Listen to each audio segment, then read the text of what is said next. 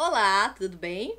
Bom, então, eu, Débora Miranda, estou aqui dando continuidade no assunto ensaiadores e autores, né? Então, estamos falando aqui da história do teatro brasileiro. Então, um momento muito importante para a gente conhecer um pouco da história do teatro.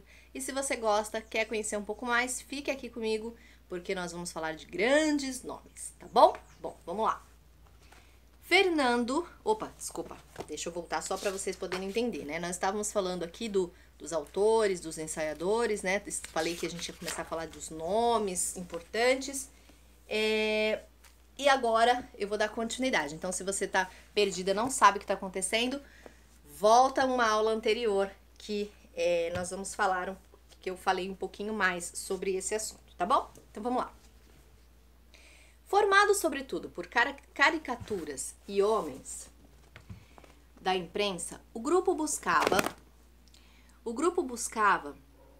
novos canais de integração e expressão social, sendo nas ruas e não por meio de um movimento literário organizado que esses intelectuais, opositores ao modelo de sociedade que as elites tentavam impor, procuraram viver e explicar a história do Rio de Janeiro.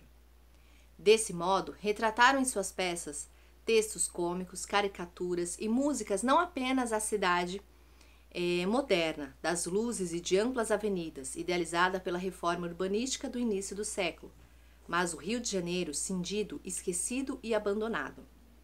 Relacionando-se tanto com a cultura sofisticada quanto com a cultura popular de sua época. Esses autores retrataram uma série de tipos das ruas do Rio, não apenas no teatro musicado, ao qual muitos se dedicaram, mas também em conferências humorísticas ilustradas. Luiz Edmundo, grande cronista carioca, descreve a turnê na qual Luiz Peixoto e Raul Pederneiras se apresentavam como conferencistas, apresentando récitas de bom humor e alegre espírito. Raul Pederneiras, nascido no Rio de Janeiro, formou-se em Direito nessa mesma cidade.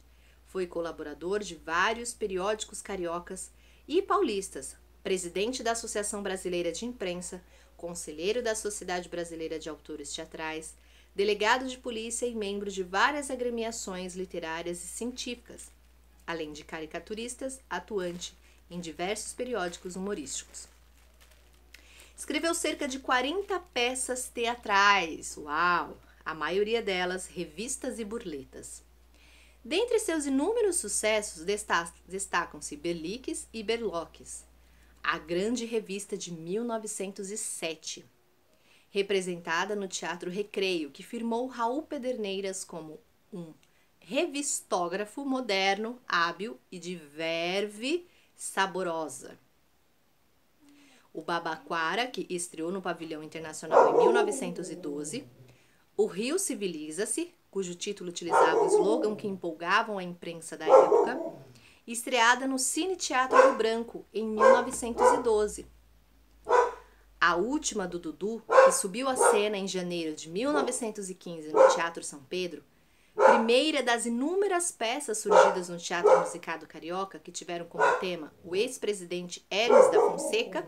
Quem, né, na história, na escola, todo mundo já ouviu, já deve ter falado ou escutado esse nome, né? Porque na escola a gente estuda os ex-presidentes, né?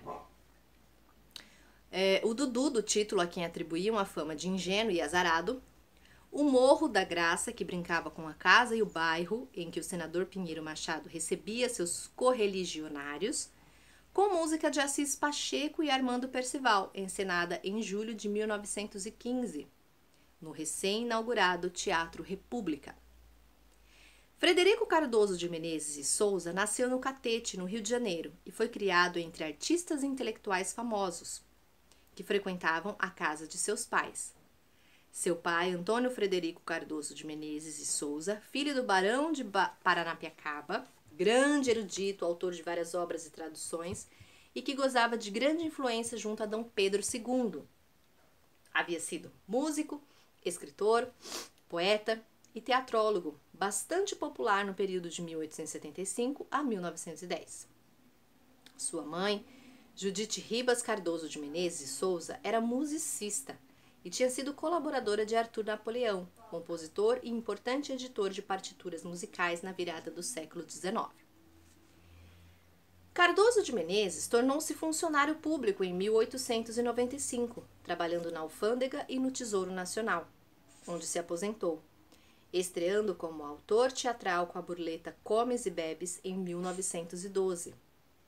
Na companhia do Teatro São José, tornou-se um dos autores mais famosos do gênero ligeiro, no Rio de Janeiro, celebrizando-se em especial como autor de revistas carnavalescas. Seu maior sucesso foi a já citada Gato, Baeta e Carapico, remontada um sem número de vezes. Né? Então, a gente está falando desse Raul Pederneiras, gente. Olha a foto dele aqui, ó. A gente tem, né? É legal a gente conhecer o rostinho, né? Esses são outros também, ó, que é o primeiro aqui é o Raul Pederneiras, né?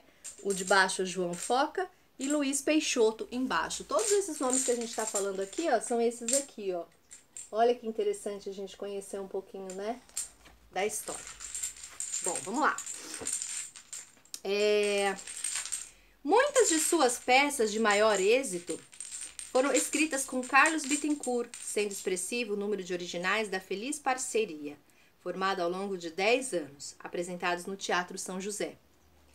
12 e em total de 33 escritas pelos autores no âmbito da Companhia de Revistas e Burletas, empresariada por Pascoal Segreto, né?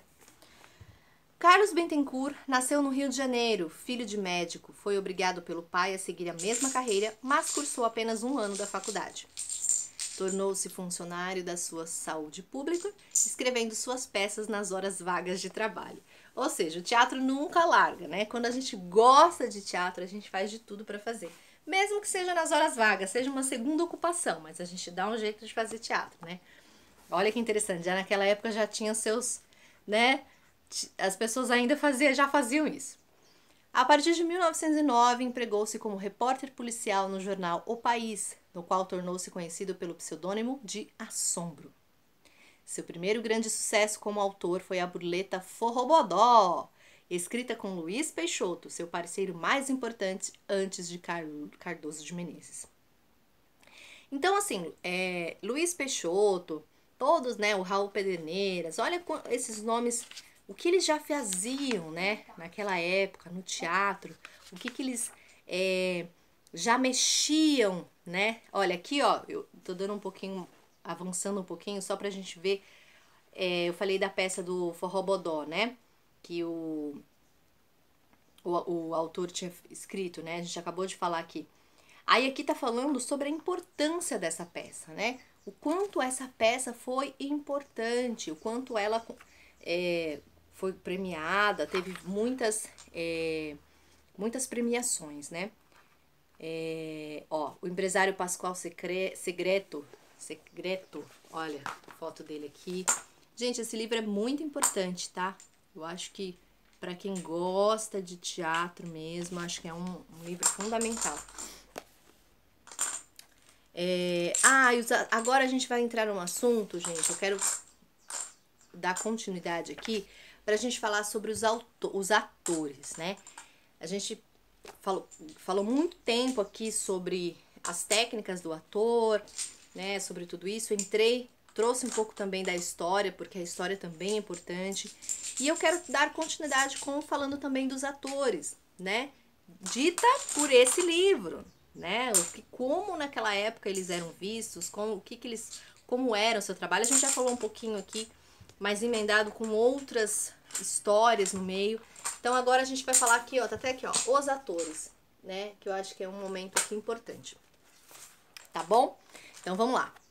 A consolidação do sistema de espetáculo por sessões fortaleceu ainda mais um certo perfil de indústria cultural, já presente no teatro popular musicado do período, levando assim a uma crescente especialização dos profissionais envolvidos em sua produção.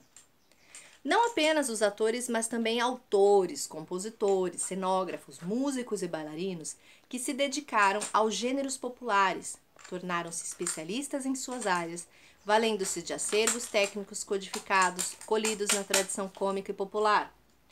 continuamente reelaborados por meio do contato direto com o público em uma aprendizagem substancialmente de palco. Bom, nós vamos dar continuidade aqui. Então, se você quer saber um pouquinho mais, fique com a gente. Não esquece de curtir e compartilhar, tá bom? Beijo e até a próxima!